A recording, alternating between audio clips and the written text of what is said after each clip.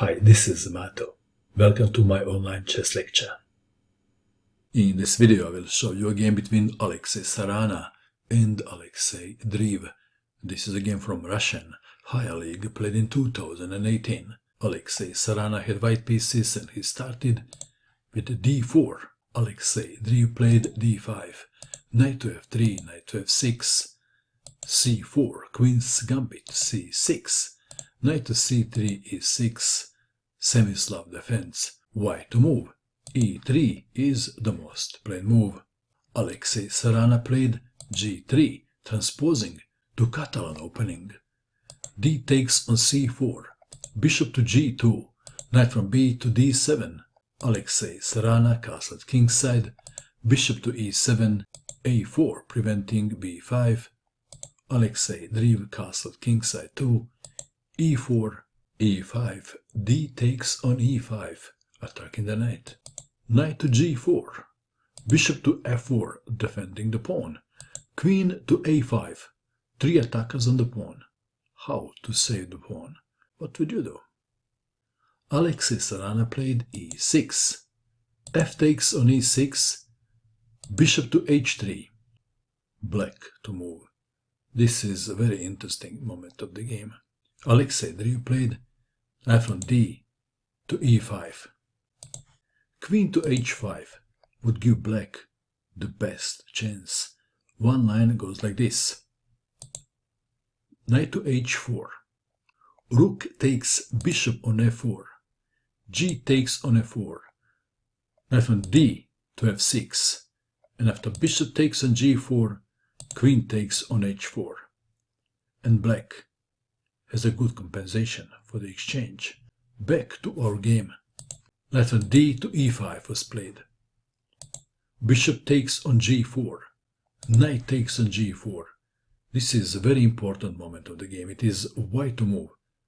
What is the best move for white in this position? What would you do?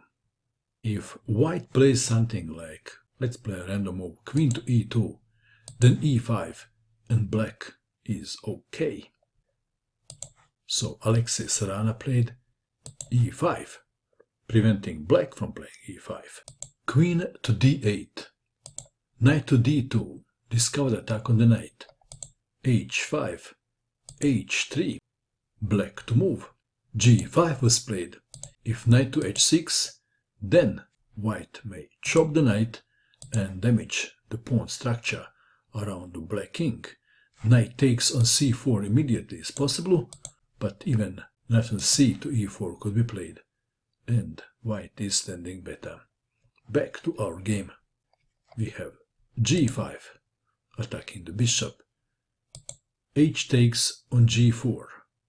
G takes on f4. G takes on h5.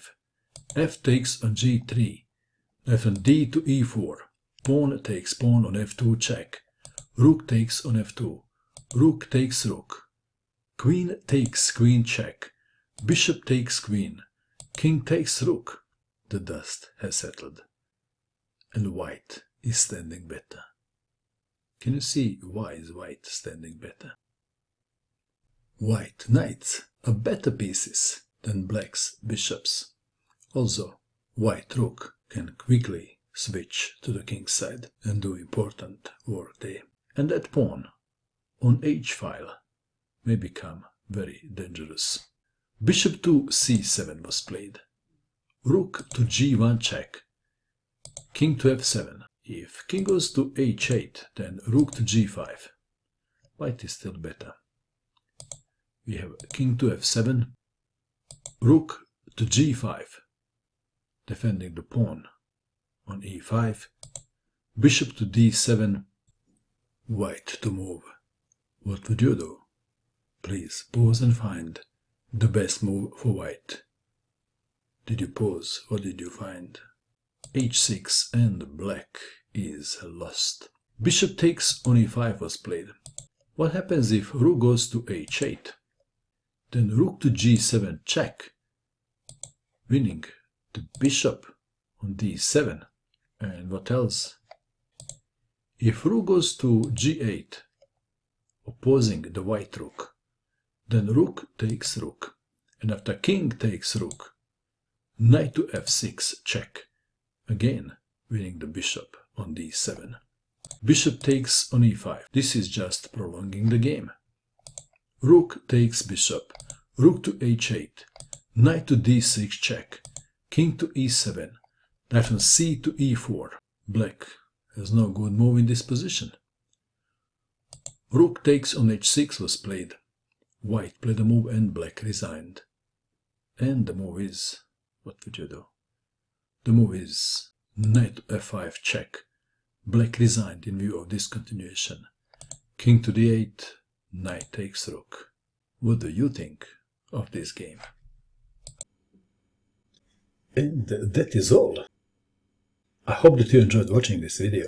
I wish you good luck with your chess, and bye for now.